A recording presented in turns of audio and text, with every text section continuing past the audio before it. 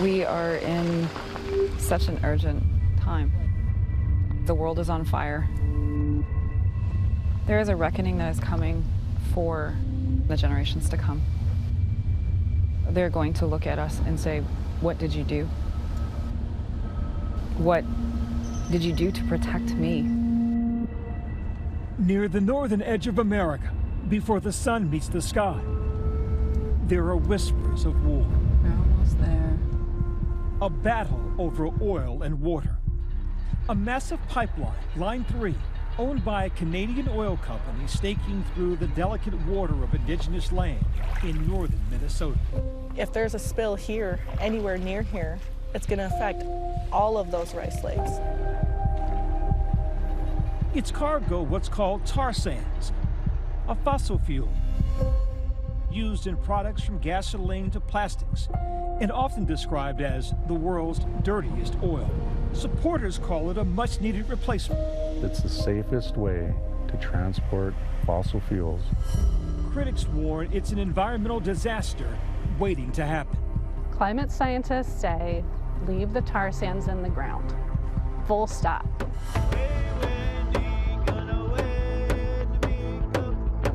And at the tip of this climate spear, local indigenous women. Who do you serve? For them, this is not political. It's personal. Home, family, life. Our job was to hold the project off as long as possible.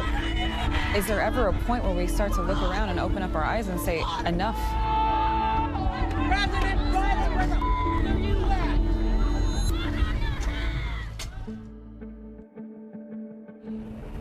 So just take a right, go down a little bit, and then turn right. Oh. Over the past few months, ABC News obtained rare access to the front lines of this conflict. We're about to enter a pipeline resistance camp to talk to one of their leaders. No drugs, alcohol, no weapons, no law enforcement.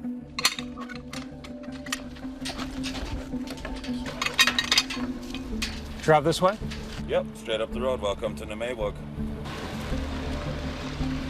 Camp Nemaywag is one of several pipeline opposition camps along the Line 3 route.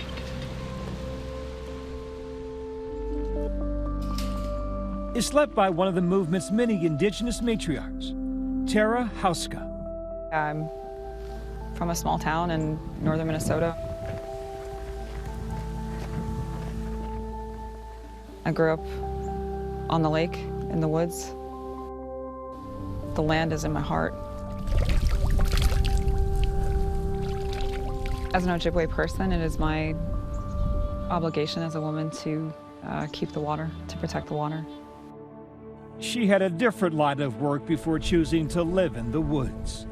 You are a lawyer.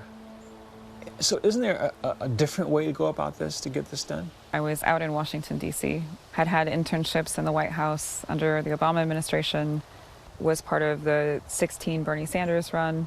As the kids would say, you have receipts. Yeah. You participate in the process.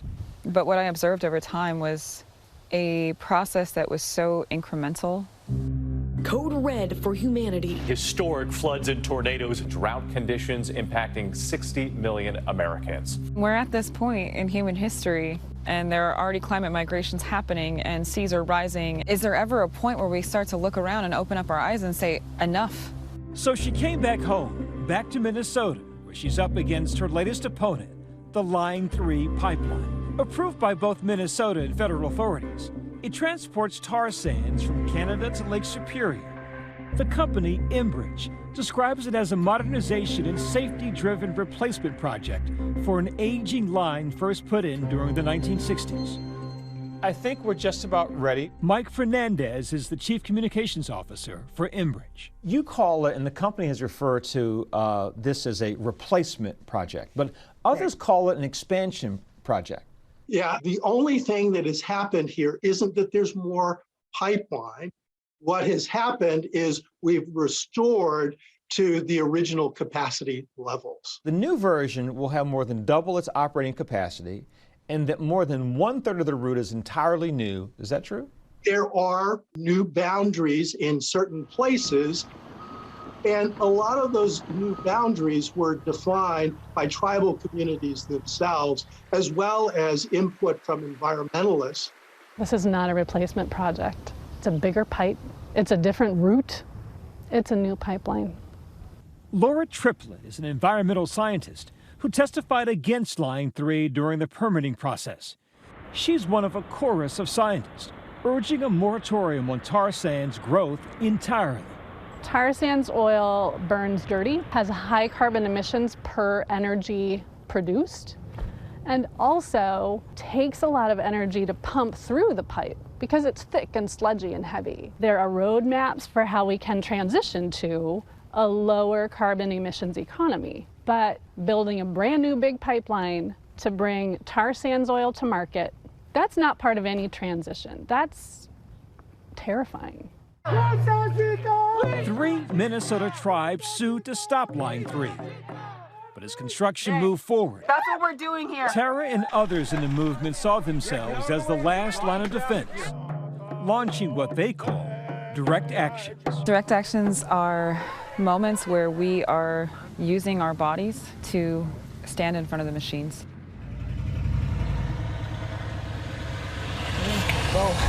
As the pipeline nears completion, Tara and her team on this day bringing a van, packed and weighed down with concrete. Their goal, block the entrance to an Enbridge facility and stop construction. Somebody help me! Come on, come on!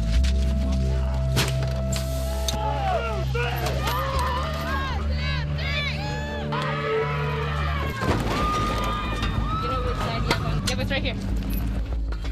Water is life! There was definitely a lot of adrenaline. Careful. Love you, water protector! We shouldn't have to do this to protect the water, to protect our people. I was locked down to the van for 9 hours that day. You gotta put yourself in a different spot mentally. Because, you know, as the saws and the drills and, you know, the hammers are going at it, you know, right by your hand, if you start focusing on that, it starts getting traumatizing.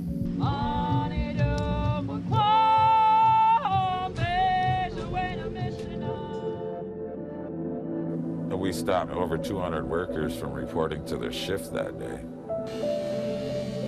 It's beautiful, it's powerful, it's sad, it's scary. It's all the things at once.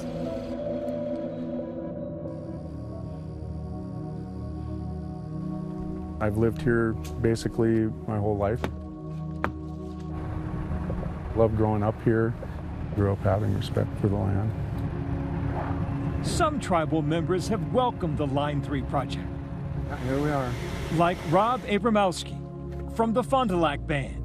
Rob's worked on Enbridge projects for years, including Line 3. We're a little bit south of the reservation on Spread 5. My reservation came to an agreement with Enbridge, which I thought was a good decision. Couldn't have been an easy one because of pipelines being so controversial now. Of the nearly 4,000 temporary workers Enbridge hired to work on Line 3, Abramowski is one of the roughly 500 Native Americans employed on the Line 3 project. Native people, the experience that they're gaining here today, they can carry that as far as they want. I hear you that you support the line. Yes, you Yes. think it is a necessary evil. Fair? Yes, absolutely. But I don't hear like a full-throated endorsement of it. Well, I mean, who really wants, right, pipelines near their area? But it's a reality. We are all consumers, and everything we do all relates to petroleum in some way or another, right? Why not make it as safe as possible? But it's also Enbridge's past that concerns critics. Enbridge pipelines resulted in 2 of the largest inland oil spills in U.S. history. Grand Rapids, Minnesota, 1991, and Kalamazoo, Michigan, in 2010. So how do you get people to say, we failed you then, but trust us now? Yeah, so part of it is, you know, what did you do after the incident, right? And what we did is we spent $5 million making sure that things were safe. We also cleaned up the site. It was a big wake-up call for us as a company. And there have been issues during the construction of Line 3. The critics say has already damaged nearby wetlands. Is it true that the company paid a $3 million fine for illegally piercing an aquifer during construction of Line 3? So what has happened is, again, in this process, we were drilling, we found the problem, we took the problem to the State Department of Natural Resources. They assessed a fine, and we're going to pay it. So the answer is yes. Yes. We came here through prophecy to find the food that grows on water. For generations, indigenous people like Tasha Martineau have harvested wild rice along lakes they say will be threatened by the pipeline. The rice itself, it kind of symbolizes the resilience of our people. We have to make sure we do our due diligence to protect it so that it can continue to sustain us.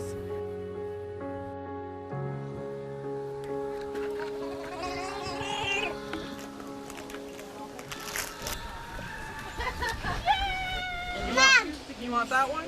Tasha and her 4 children often live at Camp Magizi, Chongu Nation. a resistance camp she founded in northeastern Minnesota.